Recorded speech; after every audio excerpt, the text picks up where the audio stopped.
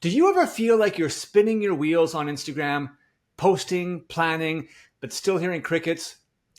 Well, you're not alone, and that's why I'm super excited about today's episode, because we're talking to someone who's cracked the code. She's not only built a loyal clientele, she's also leading the way as an educator and brand ambassador. So whether you're looking for more bookings, more engagement, or more confidence in what you're posting, this conversation is packed with real strategies that work.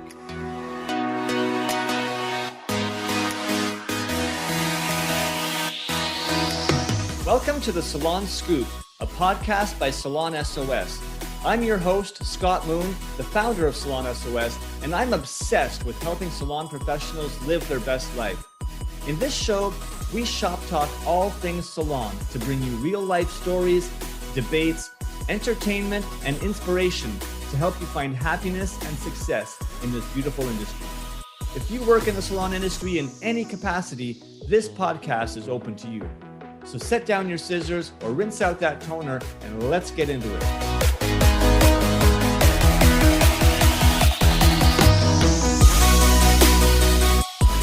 Welcome back to the show, everyone.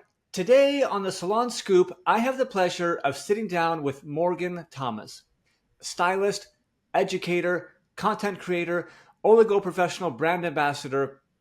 Morgan isn't just growing her business behind the chair. She's influencing, our industry in a big way. She's teaching stylists across the country how to master social media, how to elevate their blonding skills, how to create eye-catching content that builds real business, right? Morgan is a behind the chair one-shot winner. She's a Modern Salon Top 100 honoree and multiple time Modern Salon Award winner. We're going to delve into a conversation today about helping stylists turn creativity into career growth with tons of tips that you're going to be able to apply right now. So thank you so much, Morgan, for being here with us today. Well, thank you. That was such a very nice intro, I have to say. It's definitely for having me. Definitely well deserved, and I know you've got lots of amazing, value to be able to share with with our audience. And before we get into that, Morgan, we always like to start off every guest with a signature question, SOS signature question, so you can't escape it. If you could style any celebrity's hair that you've never done, who would it be and why? Oh, that's an easy one. Zendaya. Her style is iconic. Whoever her stylist is never misses. So she seems really fun and she's gorgeous. So Zendaya for sure. Nice one. Do you ever look up, the stylists of certain celebrities to find Sometimes out who they are? Yeah. Sometimes because then I'm like, I need to follow them. I need to see, what they're doing. But even her wardrobe stylist, amazing, fabulous. Love it. Well, I want people to sort of follow along with your page as we are doing this episode. So can you drop for us quickly your Instagram handle so people can maybe be checking it out as they're listening to this? Yep. It's at Jade Beauty Co. JADE Beauty CO. Amazing. So I think everyone will get a lot of value if you're following along as we're doing this episode. Of course, not if you're driving, not if you're, at the gym working out, that might not work for you. But otherwise, feel free to check that out as we go. And it'll be a bit of a learn as we go. All right. Yeah. Morgan, can you just share with us, take a brief moment to share your background? I always love to hear people's origin stories. How did you get into the industry? And maybe a quick overview of your journey and how you got to where you are today. Top line. Yeah, so I got in the industry in 2005, and I went to the Aveda Institute of Minneapolis, got an amazing education. I went straight into an Aveda salon, worked for a couple years, worked my way up. And while I was working there, I was taking classes at the Aveda Advanced Academy out in New York City. Long story short, I ended up taking a job in New York City, assisting a creative director for a brand, assisted him and learned just everything. Fell in love with the editorial world, stayed in New York for a while, and then moved to Chicago. I did miss being behind the chair, so I got back into a salon, and I was at a commission salon for several years while I built up my clientele in Chicago.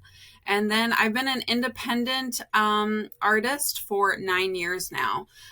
So being my own boss has really invigorated me again. But that's kind of where I'm at. And I've really started working with brands in the last 3 years, and it's a big part of my business, but I'm still behind the chair about 3-4 days a week. So that's still just as much a part of my business. So that's kind of where I'm at. I've worn a lot of the different hats and Amazing. Educating as well. So. Well, and that's why I wanted to have you with us today, because you have lots of experience to be able to share. And there's many people out there where they want to be educating, maybe they want to be working with brands. So regardless of where you're at today as a listener, you're going to get lots of value out of this conversation. For sure. So Morgan, let's talk a little bit about your social media journey. When did you start taking Instagram seriously as a platform for your business? Really, when I went independent in my business in 2016, when I went independent, I was like, okay, this is how I can market myself for free. So that's when I started taking it seriously, but I wasn't really having a lot of growth until I'd say probably like 2022. Like it took some time and rhythm to find what my niche within our niche was going to be. And that's something I educate on, is sometimes it takes time to figure out where you fit into this whole social media world, because truthfully at the root of it, once you're yourself and it comes from a very genuine, relatable place, that's when you're going to see the biggest growth. So I would say 2022 is when I started making it more of a part of my career, for sure. That's amazing. Do you remember sort of what your Instagram following, like the number of followers, was around that time, and how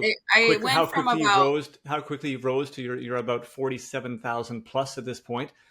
Yeah, I had about 1,800 followers, and then I grew within a month to 20,000 followers once I started kind of having some viral moments. And that was very weird, because you're just like, okay, all of a sudden I'm getting this huge influx of followers, because going from 1,800 to 20,000 was really weird to me.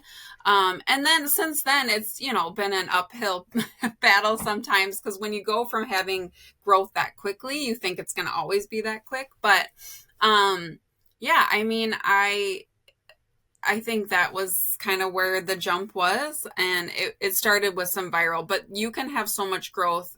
Again, what I stress is you can have a ton of growth without having to go viral. I think we're always chasing these viral videos, but there can be a lot of growth without that too.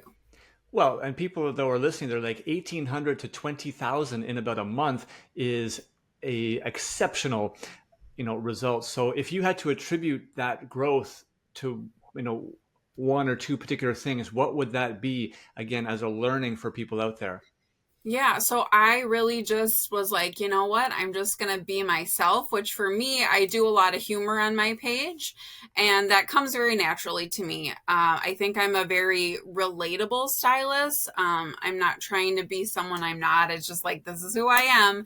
And so I think once I got comfortable in who I was when it really took off, and showing up more. I stress this a lot too, is, a lot of us don't want to necessarily show our face online. We like to be behind the scenes. We like to take the after photos, but we don't want to put our own face on our social media.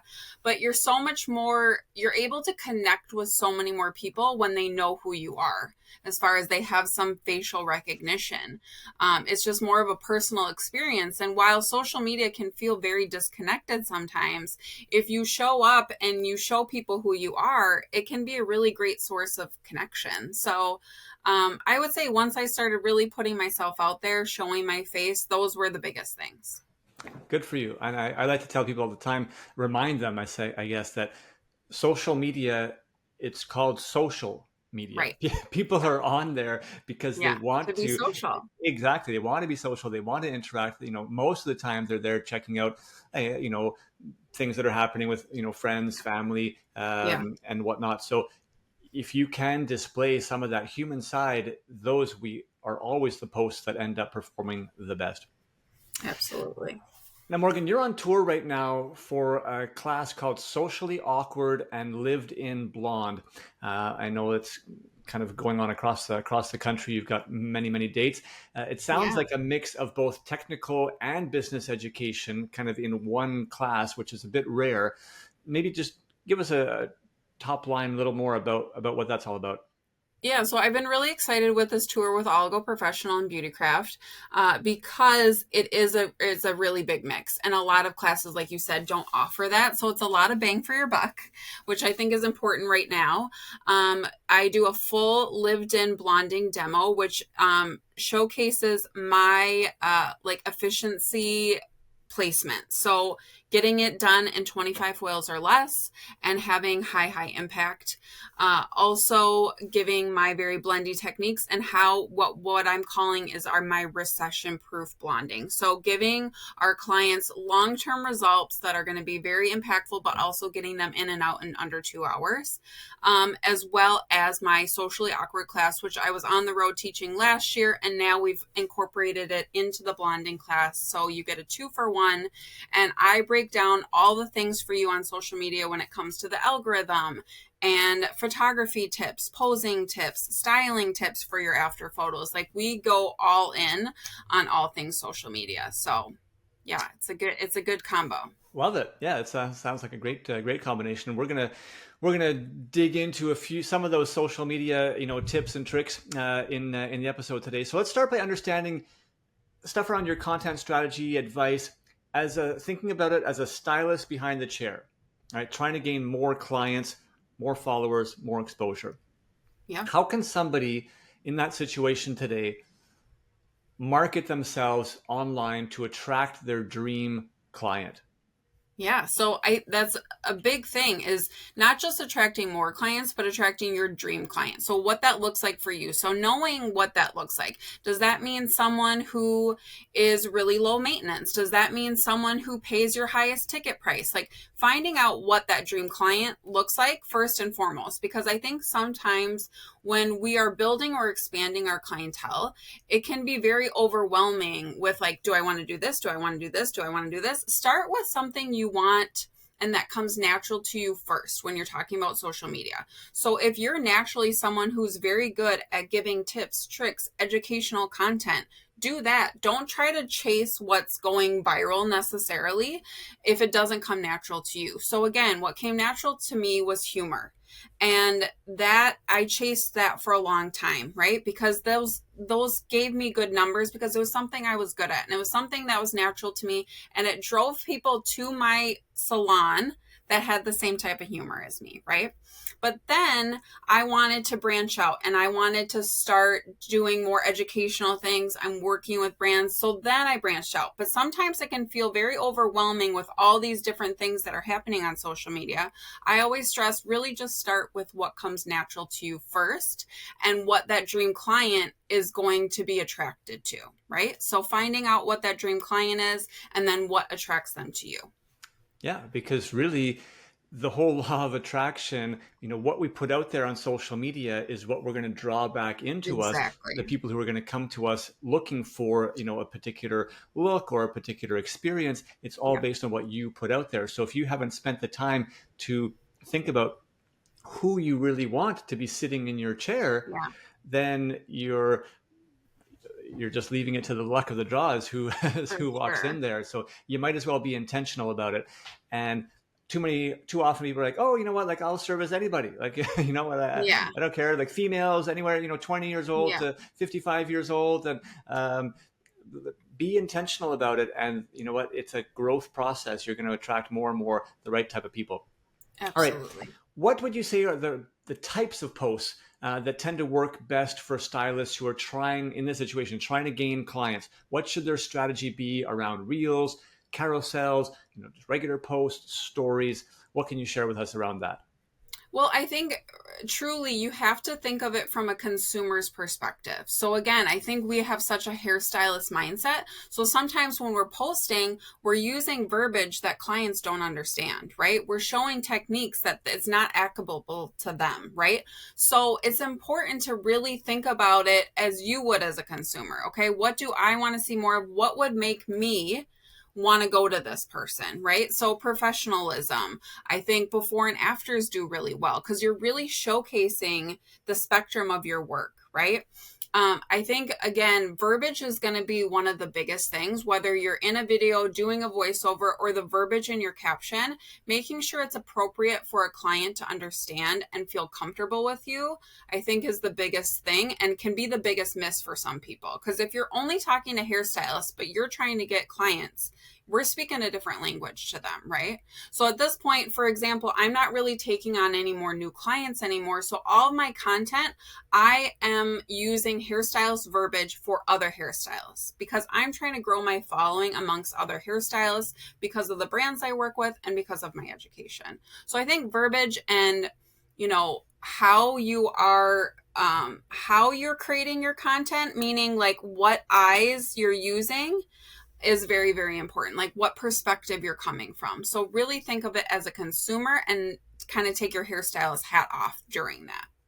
And then how should the content differ maybe between what you're putting in your feed versus what you're putting in your stories? So stories for me is just where I am haphazard. I love stories because I feel like it's a place you can really, really show your personality. It goes away in 24 hours. It's a great place to show quick information, shoot out links to different things like tickets to my education, or do I have an opening? I can put last minute opening and have my booking link right on there to make it very easy.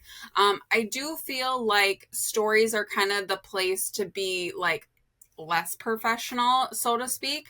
So I don't look at stories necessarily as like my place that I'm trying to get clients, but it is a really great place to show your personality. And for people who are uncomfortable showing their face maybe on a reel or on their page, stories is a great way to get comfortable with it because again, it goes away in 24 hours. So great advice. How often do you recommend that people post? Again, we're talking about stylists who are looking to grow their clientele. Yeah. So I always say, do what is sustainable for you. So the algorithm rewards consistency. If you post every single day for a month and then drop off for 2 months, you are going to see a huge tank in your growth, right? So it's just kind of like diet and exercise. If I go to the gym every single day and then I never go back, I'm going to lose that consistency, right? I'm going to lose anything I gained. So it's very important. I would say start with at least 2 times a week. Get consistent with 2 times a week. The max I ever post is 5 times a week, and that's rare. That's if I have certain things I have to do because there is such a thing as follower fatigue.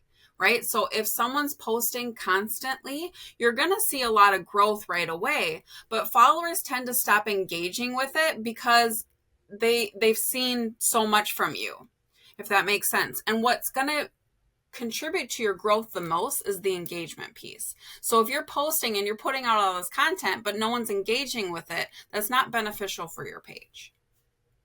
So I would really say start with what you can handle and then go from there. But don't feel like you need to post 3 times a day every day. That's my advice. Now there's people out there that are going to say pump out 3 reels a day and you're going to get a huge following, which I think is absolutely true, but how sustainable is that? Well, that's the thing. And for sure the consistency over the long term is important.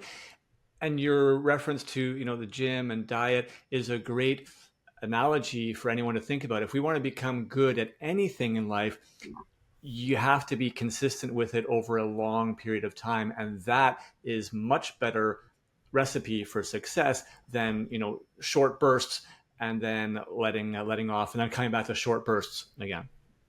Exactly. How do you recommend that people use insights and analytics to help them understand what's going on and to help them grow? Yeah, so that is a very big piece that I speak to in my classes because it's good to know what's working and what's not. I will say that Meta is still prioritizing Reels over flat posts or carousels. So Reels just are going to perform better. They end up more frequently on the Explore page. They're more engaged with as a whole. So I would say, looking at your analytics is really great because you can kind of see what worked. And then you can also recreate things that were similar to that. So a lot of things when it comes to flat posts that do really well are very informational grids, something that people can pass on. So think about anything you post as how shareable it is. And that's the biggest thing that's going to push your content further out, is the more times it's shared, right?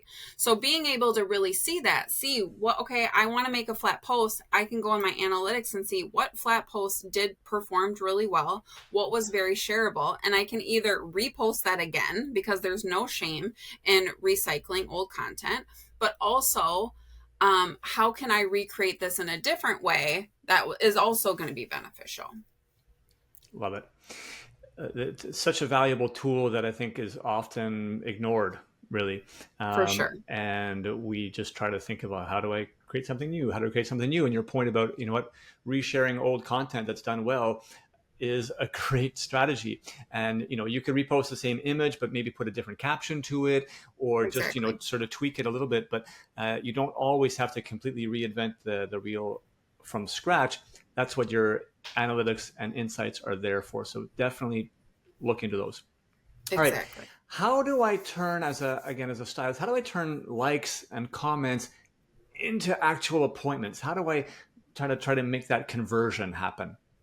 For sure. So that part can be a little bit hard, but I will tell you, when I really started focusing on my Instagram, almost every request I got was from someone on Instagram. So it does work. I think the biggest thing is making sure you're gearing your content towards your area, right? So using hashtags that are relative to the area you work in, so that you are getting those followers to engage with it.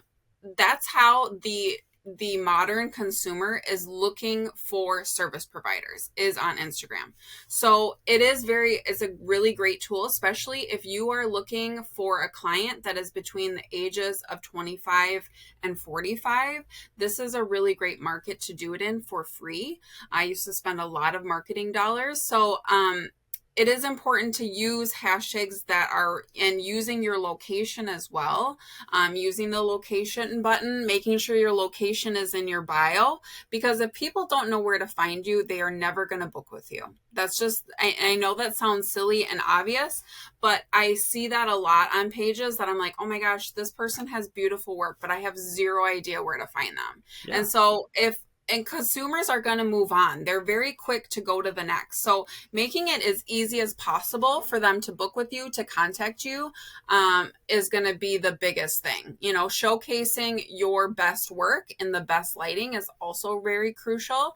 I see a lot of people who have fabulous work, but maybe they just don't know how to take a good picture. And so sometimes that distorts the way the hair looks, right? So kind of getting comfortable with that and trying things out, but a lot of it's trial and error and just kind of figuring out your style. And again, who's going to be attracted to that, right? So figuring all those things out, but making sure your location and being accessible is going to be really, really crucial, as far as whether it's a booking link that's right in your bio or your website, but make it easy for them to find you. I love that you mentioned hashtags. Actually, next week we have an episode dropping all about hashtags, because hashtag usage has really evolved. And so we're talking about the modern hashtag, and we've got some specific tips just on that in next week's Digital Debrief episode. You can check that out. All right, Morgan, not only have you been a successful stylist behind the chair, grown your client list through social media, and now you've said, you're fully booked, and, your focus is shift to the brand side, the education side. Tell us, what made you decide to get into education in the first place as an educator? I feel like education has always been something I have strived for. I was always, and still am, taking tons of classes. And I remember seeing those educators and just thinking like, oh, that's so cool what they do. I want to do that one day. I was very fortunate to have amazing mentors throughout my career, especially when I was a young stylist. And so I feel like 20 years in, this is now my time to give back. I do free shadowing in my suite for anyone who wants to come, because I think that too is very important, having good mentors. I have a lot of different experiences that I feel like can be beneficial to a young stylist, but I really just like being with other hairstylists. I feel like these are my people. So going to classes fills my cup up in a much different way than being behind the chair does. I love both, and I love the mix. That's why I do all the things, but I just really love our industry and our community of stylists, especially those who attend classes. They're interested and I learned so much from them and they're excited, and it's just it's always good vibes. So I love being an educator. I love being able to give back to the industry because, like I said, I was given so much of that early in my career. That's fantastic. Great to hear. From a social media standpoint, you obviously had to shift your strategy a little bit once you became an educator, and now you were dealing with, two distinct audiences, still, potential clients who would book with you, but also now other stylists who maybe you were teaching, connecting with, trying to grow your following. So how did you have to pivot your Instagram, strategy as a result and manage this through your content?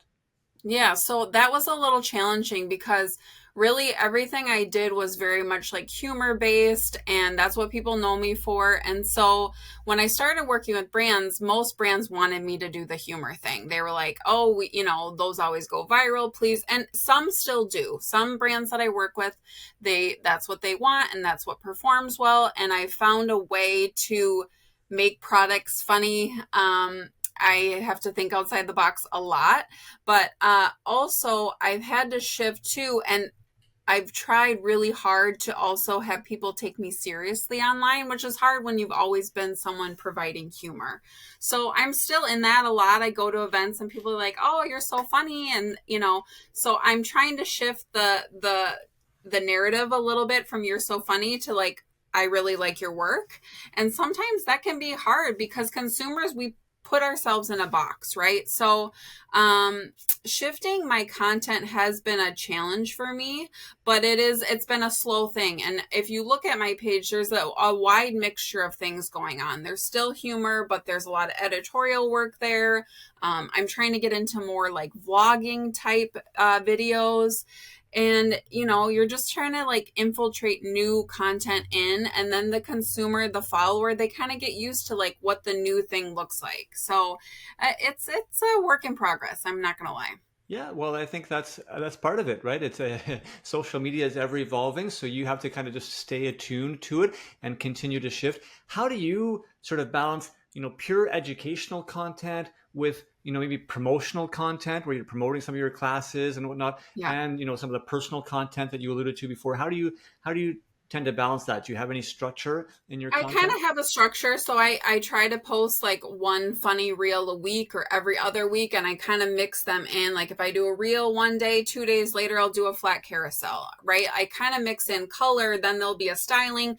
I kind of like to go on that level, although of course now there's things I'm contractually obligated to post on certain times. So sometimes it's a little bit more, sometimes it's a little less. But I do like to create a mixture not just of the type of content that I'm providing, but also, is it a reel? Is it a flat post? Is it a carousel, etc.? So I would say I'm on stories probably every day. And that doesn't mean I'm on there, but I'm reposting things. I'm reposting old things to my stories. I'm reposting other people's content to my stories. I'm frequently on stories, but when it comes to my content, I think it's just mixing it in. And it is hard because something that I was very vocal about when I started working with brands is I didn't want anything to feel salesy, because that's a really great way to lose followers or lose their interest. So I've just had to be really creative with how I showcase brand things. And, you have to sometimes think outside the box a little bit. Makes sense. For somebody out there who is interested in becoming connected to brands and says, like I would love to be, a brand ambassador and be connected and be posting on that. And, obviously it's likely, a revenue source as well. What would your advice be for somebody to kind of get themselves into that world? Yeah, so definitely stay consistent with the brand that you want to work with. So if you're posting one hair color brand one day, but then the other day, it's confusing for the consumer, right? They're like, wait, I thought you used, such and such, but now today you're using this. And it also creates doubt, right, in your followers. So if they see you brand hopping, they're like, wait, but I thought you said yesterday you loved that one, but now you love this one. It becomes confusing for them, but it's very confusing for brands. brands, and brands love to be loved. I'm going to be honest. So brand loyalty is very important to brands if you want to work with them. So I would say stay consistent with the brands you want to work with. I was very consistent with the brands that I work with before I started working with them. And you're tagging them, you're including them in your comments, you're doing all those things. Once they kind of get an eye on you, that's what's important, right? So getting noticed by a brand, a lot has to do with loyalty, but posting about them, hashtagging them, tagging them, looking for what their specific hashtag is also important. So if a brand has a specific hashtag to be featured, right, that will be in their bio. So making sure you're using the right hashtag relative to the brand is also important. Some great advice and feedback there. I hope everyone is listening, taking some notes here. Last question on the educator side. What kind of content you were talking about, how you mix in, personal versus educational versus promotional, and, having a great variety of reels versus carousels, but maybe give us a specific content, what actual content tends to work really well for you as an educator out there? Like, is it, a transformational, guide? Is it a step-by-step? What do you find works best for you? I do find like the grids, so showing visual examples of what you're referring to always do well. So anytime I posted, like for example, I posted one that was example of a root shadow, a root tap, and a root melt.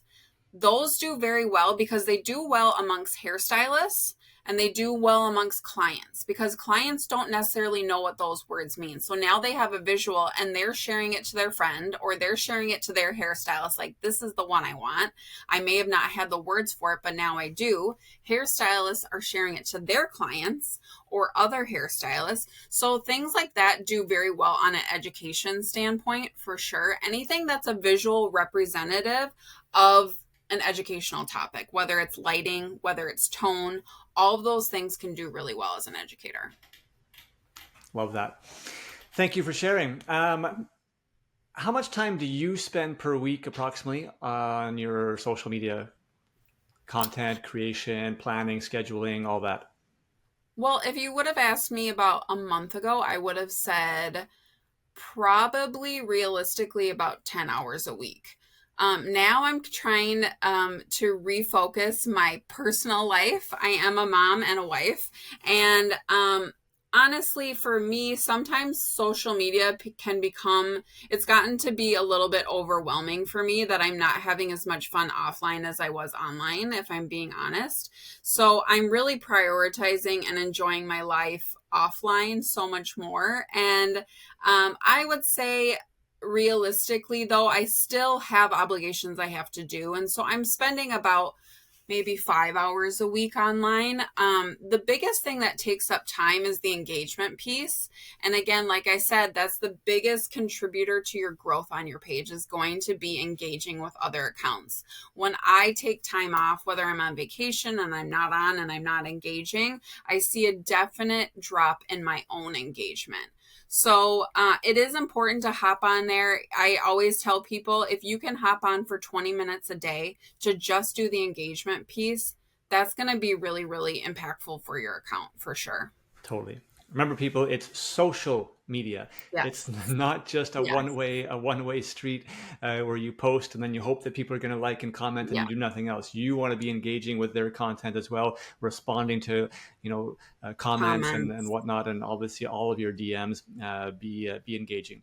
All right, we're going to get into some specific advice for stylists to really break down some top tips, but I want to do a quick rapid fire session with you, if you are okay with that. A couple of hot topic questions.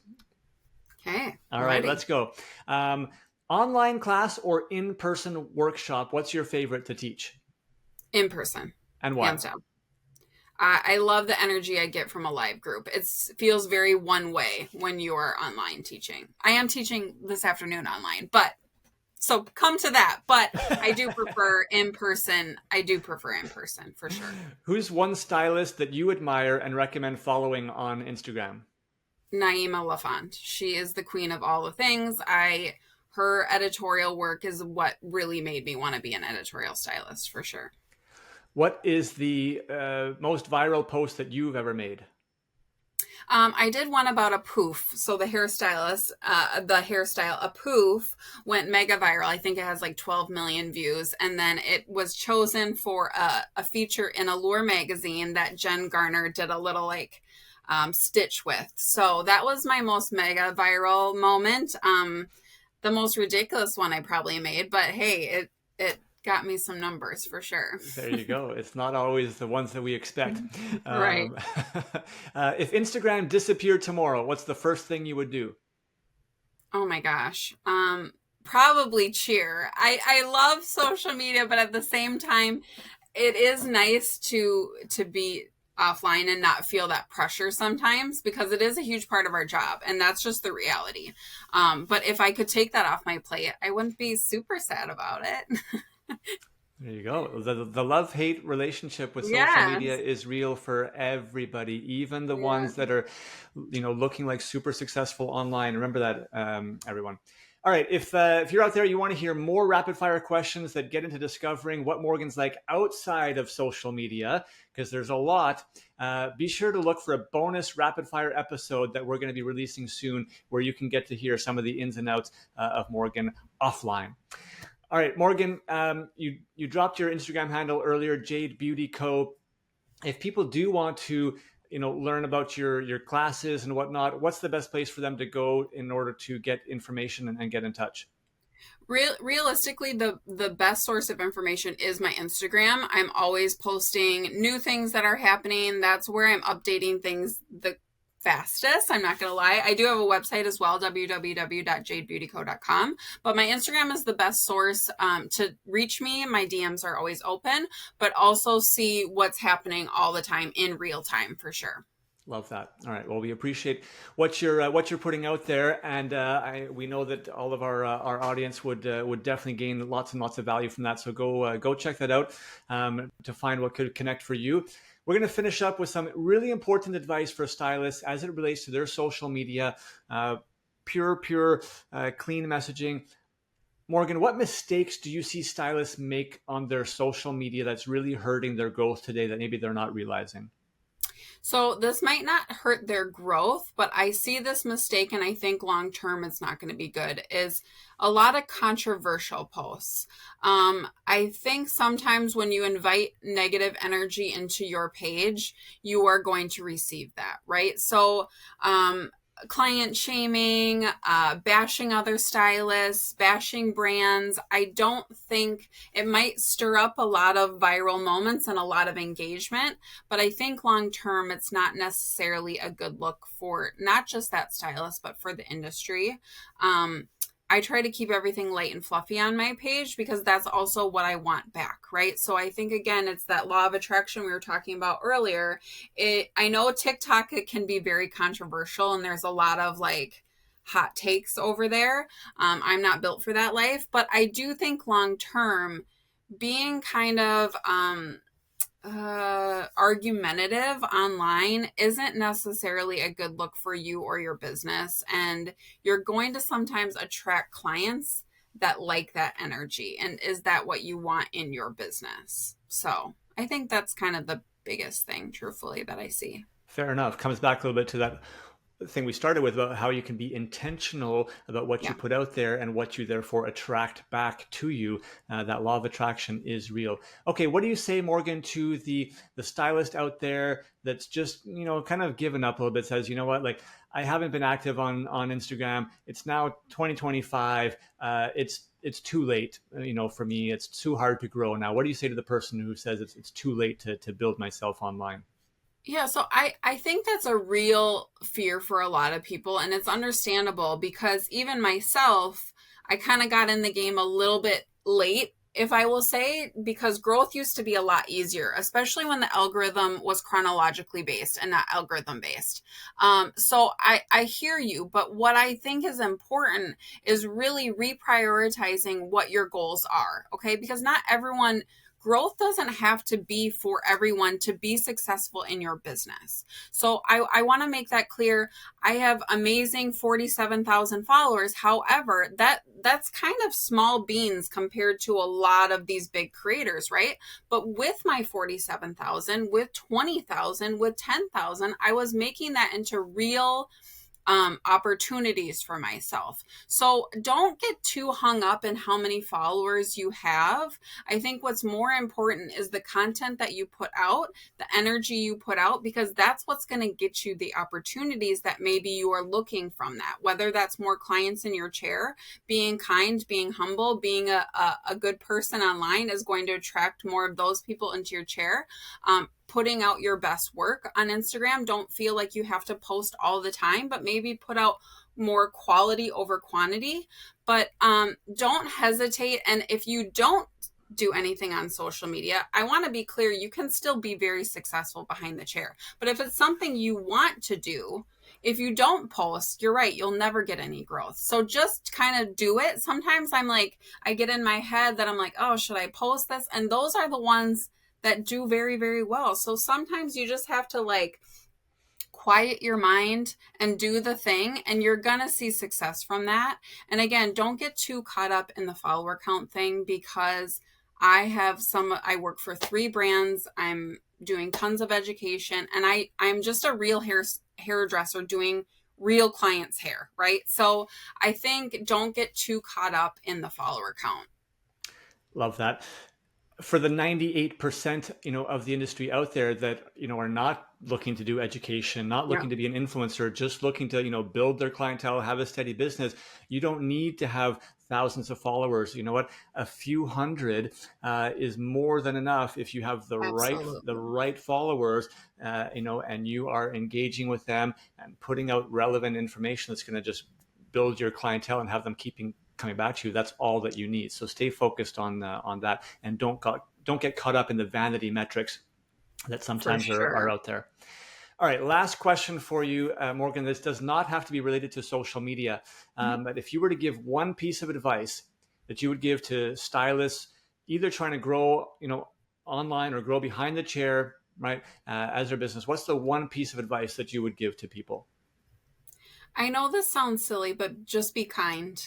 I think that is just something in our world we need anyways, but so many, I think I do a good job as a hairstylist, but I think a lot of times I pull in clients because they like my personality. You know what I mean? Like sometimes I think do you like me because I do good hair, or just that we get along? But I think that is important to be kind online, offline, to get more business in your chair. Some of the people that I support the most is because I just love who they are. So technical skill will only get you so far if you're not a nice person.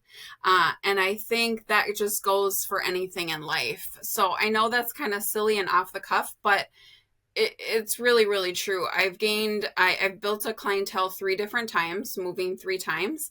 And, every time it's humbling. And I think if you can stay humble and, stay true to who you are and being kind to people, that's always going to be a good payoff. I think that's phenomenal advice. As simple as it is, it's a core fundamental, like you said, and it doesn't just help you be successful in your business. It helps you be successful in life with all of your relationships. You just attract back, what you put out there. And if you're putting out kindness, you're going to surround yourself with that. I think that's really, really important. Morgan, that was extremely inspiring today, extremely insightful. Thank you for all that you do for the industry. And thank you for sharing so many kind of real strategies and insights with our listeners today. Is greatly appreciated. Of course. Thank you so much for having me. And whether you're out there building a stronger social presence, leveling up your color skills, or learning how to better market yourself, this conversation, I hope, proves that education and creativity can really go hand in hand. If you found value in today's episode, share it with your team, tag a stylist friend. Don't forget to subscribe so you don't miss out future episodes, including the hashtag conversation next week. We'll be back with more conversations to help you grow, lead, and thrive in this beautiful salon industry.